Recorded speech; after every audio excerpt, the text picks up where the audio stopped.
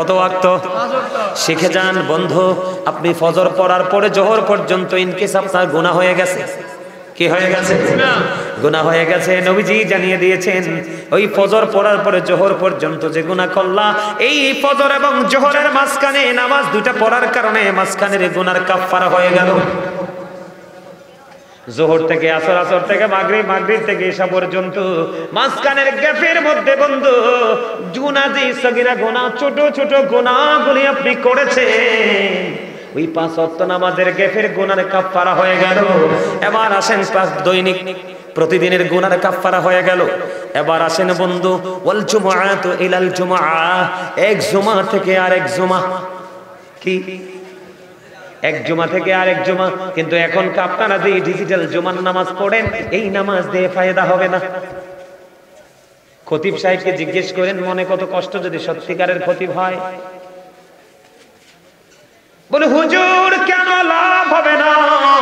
আমার নবীজি বলেছেন এক জুমা থেকে আরেক জুমার মাঝখানে যে গ্যাপ আছে, আপনার এই জুমা এবং পরের জুমা মাঝখানের যে গ্যাপ, এই গ্যাপের মধ্যে যত গুনাহ হয়েছে একটি সপ্তাহে, দুই দিকের জুমার কারণে আপনার মাঝখানের গুনার কাফফারা হয়ে গেল। সুবহানাল্লাহ বলেন না কেন? তবে কেমনে নামাজটা পড়লে আপনার গুনাহ মাফ হবে এটা একটু বলে দেই। যেহেতু জুম্মার কাছে এসেছি, যেহেতু আমার বিষয়টা আমি আমলের মধ্যে আছে, এদিকে তাকান। এই জুমার দিনটা হলো সাইয়্যিদুল আইয়াম, শ্রেষ্ঠ দিন। ঈদুল ফিতর, ঈদুল আজহার দিনের চাইতে উত্তম দিন হলো জুমার দিন। আমার নবীজি বলেছেন সকল দিনের চাইতে উত্তম রূপে জুমার দিনে গোসল করো। গোসল করার পরে সবচেয়ে সুন্দর পাঞ্জাবিটা পরো, মাথায় টুপি লাগাও, গায়ের মধ্যে সুগন্ধি লাগাও। এবার হেঁটে হেঁটে হেঁটে হেঁটে মসজিদে যাও। আজকে আপনাদেরকে বলে যাই, আপনি চাইলে গাড়ি ধরতে পারেন, অটো ধরতে পারেন, রিক্সা ধরতে পারেন, কিন্তু উঠবেন না। হেঁটে হেঁটে হেঁটে হেঁটে মসজিদে যাবেন, কারণ হেঁটে যত বেশি কদম দেবেন তত বেশি গুনাহ ঝরে পড়বে। আমার নবীজি বলে দিয়েছেন আপনি যদি সবার আগে বন্ধু মসজিদে গিয়ে প্রথম কাতারে বসতে পারেন, আমার রাসূল জানিয়ে দিয়েছে আপনার আমল নামায় একটা উট কুরবানির সওয়াব দেওয়া হবে। আপনি আসলেন সবার পরে, আপনি আসলেন সবার আগে, বের হবেন সবার পরে। আমি বলে দেই বের হবেন সবার পরে। বন্ধু আপনার আমার প্রাণে নবী জানিয়ে দিয়েছে আপনি সবার আগে মসজিদে যাবেন এবং সবার পরে মসজিদ থেকে আপনি বের হবেন। আপনি বের হওয়ার পরে যখন বন্ধু কদমটা বাড়িয়ে দিবেন, বাড়ির দিকে রওনা হবেন।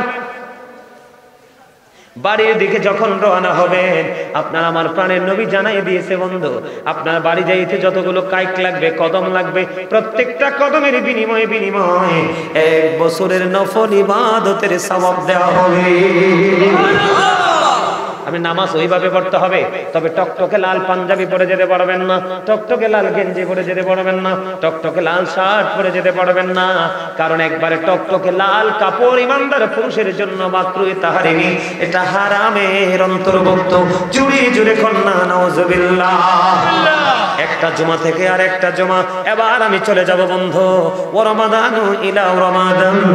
আপনার আমার প্রাণের নবী বলে দিয়েছেন এক রমজান থেকে আর এক রমজানের মাঝখানে আপনার পাবে গ্যাপ থাকবে 305 দিন। কত দিন? এই দিকে রোজায় 30 দিন, ওই দিকে রোজায় 30 দিন, 60 দিন চলে গেল, আরো 305 দিন আছে। আপনার আমার প্রাণের নবী বলে দিয়েছেন ওই দিকে রোজা যদি সঠিকভাবে রাখতে পারো, এই দিকে রোজা যদি সঠিকভাবে পালন করতে পারো, তাহলে তোমার মাঝখানে যে 305 দিনে গুনাহ হয়েছে, এই 305 দিনের গুনাহ কাফফারা হয়ে যাবে। তবে শর্ত হলো মুকাফফিরাতুল লিমা বাইনাহুম শর্ত হলো কবিরা গুনাহ করা যাবে না, কবিরা গুনাহ থেকে বেঁচে থাকতে হবে। তাহলে নামাজ পড়লে লাভ না লস? লাভ। মানে 5 ওয়াক্ত নামাজে দৈনিক ছোট গুনাহ মাফ, এক জুমা থেকে আরেক জুমার কারণে এক সপ্তাহের গুনাহ মাফ, এক রমজান থেকে আরেক রমজানের কারণে 1 বছরের গুনাহ মাফ। তাহলে আপনার আমলনামায় গুনাহ থাকার সুযোগ আছে না? এই জন্য আপনার জীবনে সবচেয়ে বেশি প্রয়োজন হক্কানি একজন আলেমকে ভালোবাসা, তার সাথে প্রেমের বন্ধন তৈরি করে রাখা। কারণ আমার আল্লাহ বলেছেন join with my dear people, come to my paradise. আমার আল্লাহ বলেছেন join with my dear people, আমার প্রিয় লোকেদের সাথে যুক্ত হও, কাম টু মাই প্যারাডাইস, আমার জান্নাতে চলে এসো। আল্লাহ বলেছেন ফাদখুলি ফি ইবাদি ওয়াদখুলি জান্নাতি। জোরে জোরে বলুন আল্লাহু আকবার। আর একটু মহব্বতে বলুন আল্লাহু আকবার। ওয়াজ কি মজা লাগে? আমার কাছে তো ওয়াজ করতে সেই লাগতেছে। সবার কাছে ভালো লাগে? আপনাদের এই বিষয়গুলো জানা দরকার না? কথা বলেন, জানা দরকার আছে কি? সবচেয়ে সুন্দর জামা পরবেন, বাচ্চাকে শিখাবেন, সাথে করে নিয়ে যাবেন। বাচ্চাকে আজকে থেকে আমি বলে গেলাম আপনাকে পাঞ্জাবি পড়াবেন, কারণ পাঞ্জাবি পরে নামাজ পড়া অতিরিক্ত সুন্নাহ। যেই ব্যক্তি একটা সুন্নাত আমল করে কবরে যাবে, তাকে কাল হাসরের দিন 100 শহীদের মর্যাদা দিয়ে তাকে জান্নাতে ঢোকানো হবে। আপনি কেন গেঞ্জি পরে মসজিদে যান? আপনি কেন আজকে গেঞ্জি পরে মাহফিলে চলে আসলেন? আপনার ঘরে পাঞ্জাবি নাই? সবার ঘরে পাঞ্জাবি আছে। কেন চলে আসলেন আজকে? কারণ ওই যে শিক্ষা নাই, চর্চা নাই। আপনার সভাপতি সাহেব, আপনার এলাকার যে মসজিদ আছে, মসজিদের খতিব সাহেবকে বলে দিবেন, এটা আমার বলা উচিত না, বলে দিবেন এখনকার খুতবার যে আলোচ্য বিষয় আছে ওই বিষয়টাও রাখবে। পাশাপাশি মানে আমাদের যে সময় উপযোগী, যোগ উপযোগী যে নষ্ট জায়গাগুলো, এই নষ্ট জায়গাগুলো নিয়ে এক একটা শুক্রবারে এক একটা জুমার দিনে এক একটা আলোচনা করতে বলবেন। তখন দেখবেন আপনার সমাজের পরিবর্তন আসবে। অন্যথায় কিন্তু পরিবর্তন সম্ভব না। যুব সমাজ ধ্বংস হয়ে গেছে। আপনি যত নষ্ট কাজে যুবকদেরকে পাবেন, ভালো কোনো কাজে ওদেরকে ডেকে পাবেন না। কথা কি ভুল বললাম? আমার কথা কি ভুল হয়েছে? আপনাদের খারাপ লাগছে? আমার দিকে তাকানো বন্ধু, নামাজ এটা এত বড় নিয়ামত, আপনার সব পুরো জীবনটাকে নিয়ামতে পরিপূর্ণ করতে পারে বন্ধু। আপনার আমার প্রাণে নবী বলে দিয়েছে, কারো বাড়ির আঙিনায় যদি পুকুর থাকে, কি থাকে? পুকুর, নদী, খাল, জলাশয় থাকে। ওই পুকুরের মধ্যে একটা মানুষ যদি দৈনিক 5 বার গোসল করে, তার শরীরে ময়লা থাকবে না? 5 বার গোসল করলে শরীরে যেমন ময়লা থাকবে না, আল্লাহর প্রিয় বান্দাগুলো যখন দৈনিক 5 ওয়াক্ত নামাজ পড়বে রে, ওই হাদিসের সূত্র ধরেই বলছি, তার আমল নামায় কোনো গুনাহ থাকবে না।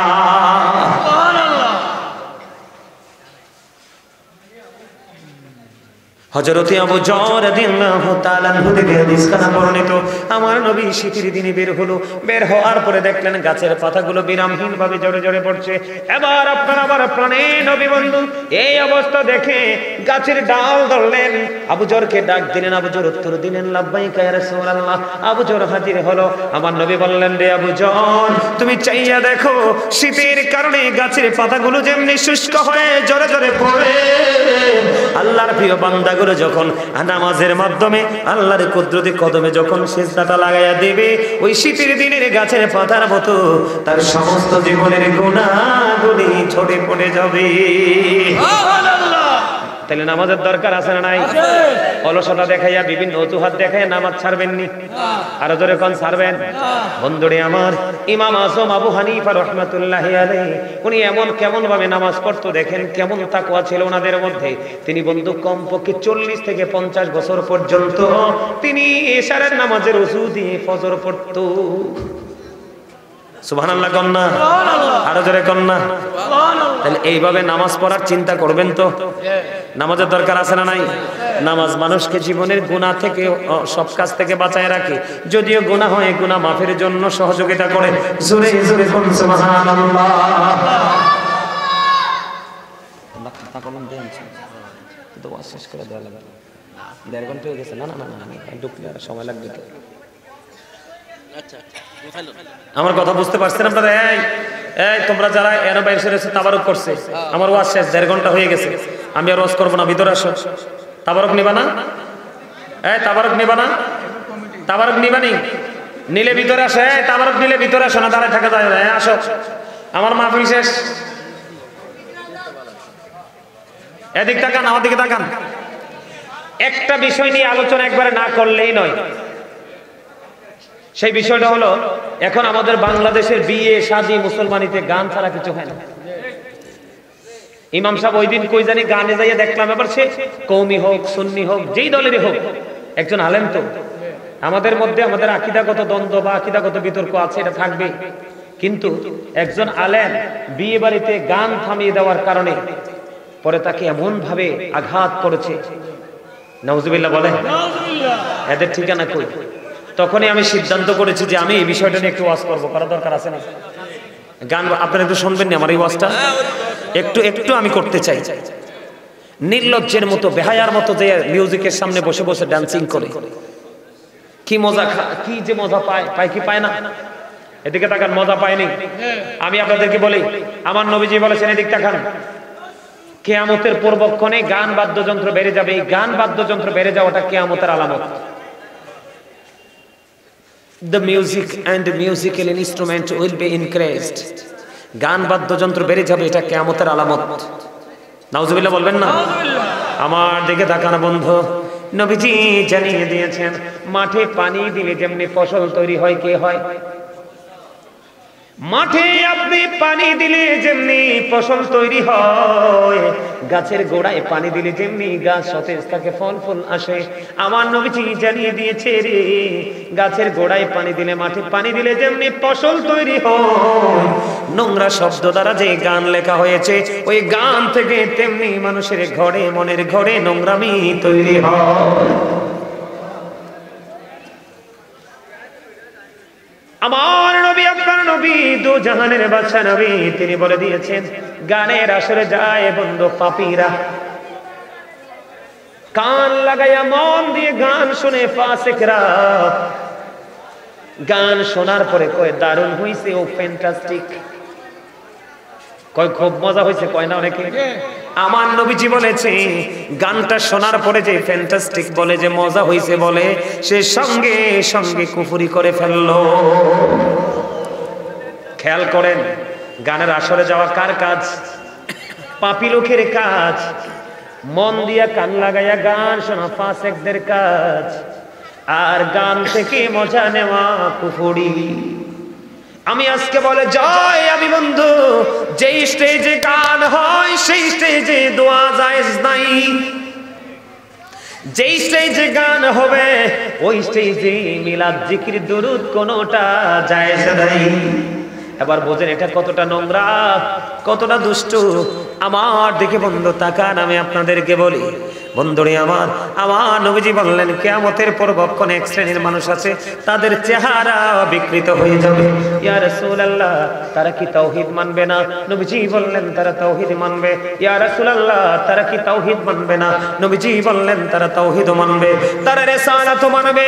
আল্লাহ রাসূল বলেছেন, ওয়া ইয়াসুমুন ওয়া ইয়াহুজ্জুন ওয়া ইউসাল্লুন। বন্ধু, তারা রোজাও রাখবে, তারা নামাজও পড়বে, তারা হজও করবে।